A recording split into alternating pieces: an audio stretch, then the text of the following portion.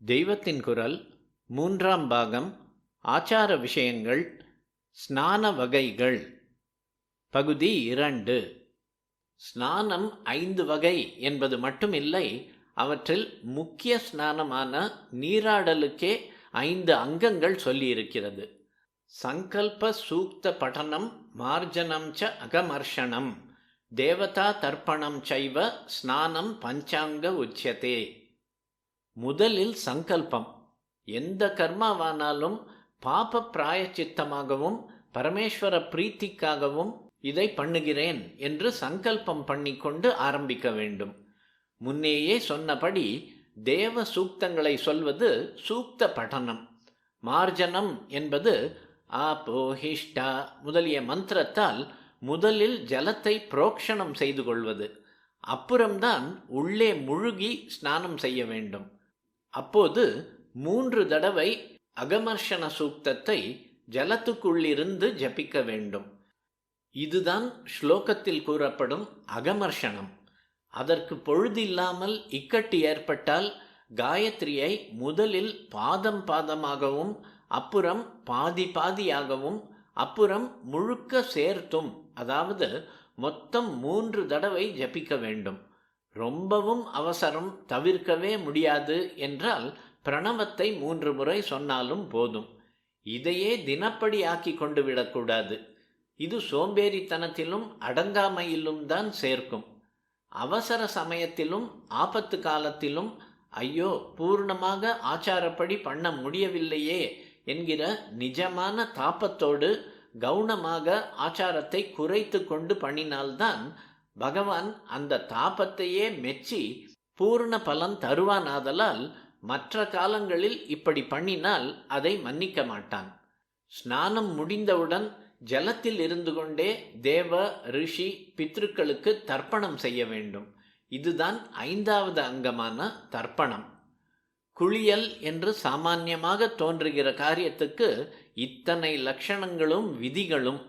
இப்படியே ஒவ்வொன்றுக்கும் வாழ்க்கை அம்சங்களில் இண்டு இடுக்கு விடாமல் பல் தேய்ப்பதிலிருந்து ஆரம்பித்து புத்திரோத்பத்தி பண்ணுவது, ஒரு பிரேதத்தை டிஸ்போஸ் பண்ணுவது உள்பட இது சின்னது, இது பெருசு, இதுதான் ஆத்மார்த்தமானது, இது லோக சம்பந்தமானது என்று பிரிக்காமல் எல்லாவற்றையும் ஆத்ம சம்பந்தமாக்கி கணக்கில்லாமல் ஆச்சார விதிகளை கொடுத்திருக்கிறது.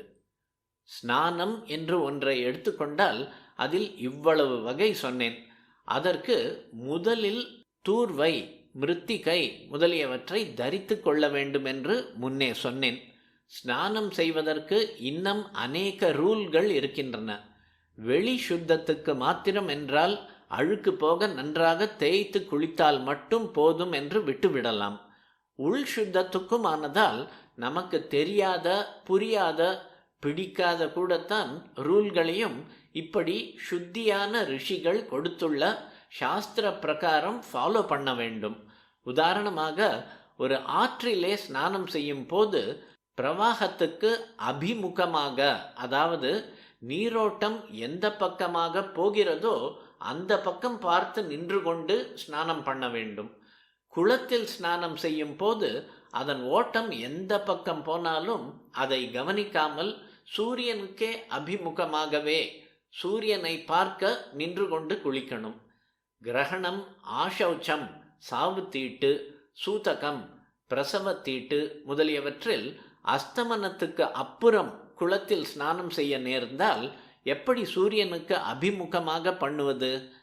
இம்மாதிரி விஷயங்களை கூட சாஸ்திரக்காரர்கள் யோசித்து ராத்திரியில் தட்டாக ஸ்நானம் செய்கிறவர்கள் கிழக்கு அல்லது வடக்கு பார்த்து செய்ய வேண்டும் என்று வைத்திருக்கிறார்கள். அகத்தில் கிணற்றடியில் பாத்ரூமில் மொண்டு விட்டு கொண்டு ஸ்நானம் பண்ணுகிறவர்களும் கிழக்கு பார்க்கவே பண்ண வேண்டும். பொதுவாக எந்த கர்மாவுக்குமே எடுத்தது கிழக்கு, பித்ரு கர்மாவுக்கு மட்டும் தெற்கு. எந்த திக்கை பார்த்து பண்ணணும், எப்படி உட்காரணும், பத்மாசனத்திலே தியானம், சப்பளம் கட்டி கொண்டு மற்ற காரியங்கள், ஆச்சமனம் பண்ணும் போது குந்திக்கொண்டு கையை எப்படி வைத்து கொள்ளணும், சங்கல்பத்தின் போது தொடையில் வலது உள்ளங்கையை இடது உள்ளங்கைக்கு மேலே பிராணாயாமத்தில் மூக்கின் இன்ன பக்கத்தை இன்ன விரலால் பிடித்து கொள்ளணும் என்பது, ஆச்சமனத்தில் எந்த விரலை மடக்கி எந்த விரலை நீட்டணும் என்கிறது, இப்படி அநேகம். ஒவ்வொன்றுக்கும் அளவு. ஆச்சமனத்துக்கு உளுந்து முழுகுகிற அளவு ஜலம், தர்ப்பணத்துக்கு ஒரு மாட்டுக்கொம்பு பிடிக்கிற அளவு ஜலம், கோஷ்ருங்க பிரமாணம் என்று இருக்கிறது. கையில் இடுக்கி கொள்ள கீழே போட்டுக்கொள்ள எத்தனை தர்பை, தர்ப்பணத்துக்கு எத்தனை எள்ளு, ஹோமத்துக்கு ஆஜ்யமோ ஹவிசோ என்ன அளவு, எந்தெந்த வஸ்துவை எந்தெந்த பக்கம் பார்த்து வைக்கணும் என்று ரொம்ப ரொம்ப டீட்டெயில்டாக, மைன்யூட்டாக, எலாபரேட்டாக, அம்சம் அம்சமாக, நுணுக்கமாக, விஸ்தாரமாக ஆச்சார விதிகளை சாஸ்திரங்கள் சொல்லுகின்றன. பழகினால் இத்தனையும் சுலபத்தில் வந்துவிடும். முடியுமா என்று மலைத்தால்தான் மலைத்து கொண்டே நிற்கும்படி ஆகும். ஒரு காரை ஓட்டுவது என்றால் எத்தனை தினுசு சுவிட்ச், பிரேக், கியரை பழக்கத்திலே சரளமாக கையாள முடிகிறது. அனுபவஸ்தர்களான ஸ்ரௌத்திகள் ஒரு யஜ்ஞத்தை பண்ணும்போது எப்படி டக் டக் என்று அத்தனை விதிகளின்படியும் அனாயாசமாக பண்ணி கொண்டு போகிறார்கள் என்று பார்த்தால் தெரியும். ஈடுபாடு இருந்துவிட்டால் எதுவும் முடியும்.